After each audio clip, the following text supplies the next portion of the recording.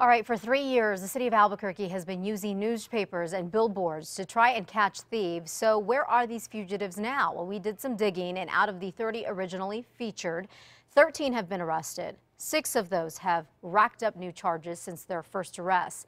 A search of online court records for the other 17 fugitives on the list show they haven't faced any new charges here in Albuquerque over the past 3 years, and it is not clear if they were ever arrested.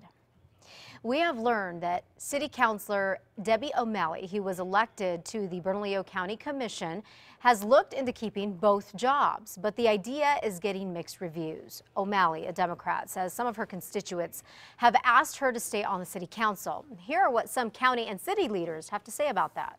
So, she potentially, I think, could probably handle the job. There are just too many conflicts for an elected official to try and serve two masters. Commissioner Wayne Johnson there says it would be tough since there are so many issues that the city and county fight over. But City Councilor Ken Sanchez says many commissioners often sit on multiple boards. Now, O'Malley says city charter may prohibit her from holding both jobs, but she's heard that there is a state law that may allow it. One race for the Roundhouse here in New Mexico is so close it could come down to Lady Luck literally deciding the winner.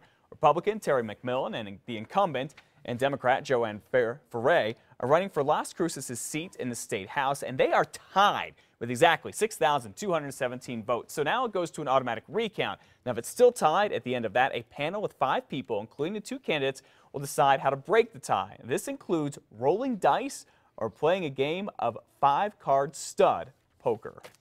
We're waiting to find out if the U.S. Senate will confirm New Mexico's U.S. attorney to be a federal judge. President Obama has appointed Ken Gonzalez to the bench. If the Senate confirms him, Gonzalez will replace Judge Bruce Black, who is retiring. Gonzalez has been a U.S. attorney since 2010. He was an assistant federal prosecutor for 11 years before that. From the papers this morning, former Secretary of State Rebecca Vigil-Giron can relax a bit because she's off the hook. The Albuquerque Journal says that a judge dropped Vigil-Giron's corruption charges in late yesterday, saying the case has dragged on too long and hurt her defense. Back in 2009, Vigil-Giron was charged with misusing millions of federal dollars that was supposed to be spent on voter education ads. The state says it is thinking about appealing the judge's decision. The Anasazi building is still an empty shell this morning. Construction on the project stopped more than 4 years ago.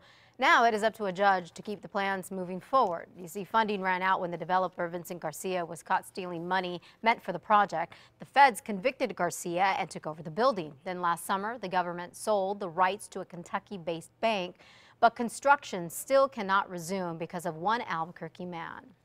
It would not be a problem if Kurt Lambert agreed to the foreclosure. Kurt Lambert lost $200,000 in Garcia's development group and sued. Now, in return, Lambert became part owner of Garcia's company, which only exists on paper these days. But now Lambert is blocking the deal.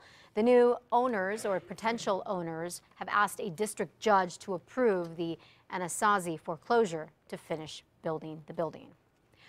All Bernalillo County employees will soon have their salaries posted on the county's Sunshine portal.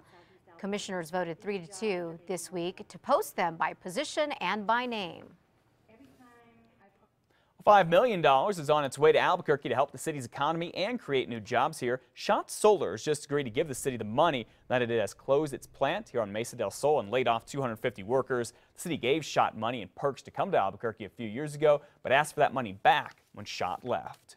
And you'll soon be able to fly nonstop between Albuquerque and New York City once again. During his State of the City speech yesterday, Mayor R.J. Berry announced that JetBlue will start nonstop flights from New York to the Sunport. Now, the last time we had that was 4 years ago. So starting in April, every day, JetBlue will have a red eye that'll take off just before midnight and get to JFK just before 6 in the morning. Surveys often show JetBlue has the best customer satisfaction, is known for having TVs in every seat there. They're free for you to use as well, and more legroom. JetBlue, their brand is just a great product in the airline market, and we're very excited about the possibilities in the future. JetBlue has not said how much the tickets will be, but a flight between New York and Denver that we checked on costs about $350 round trip. A lot of people can be excited about that. Yeah, it sounds like it's great news, too, for our airport and our city.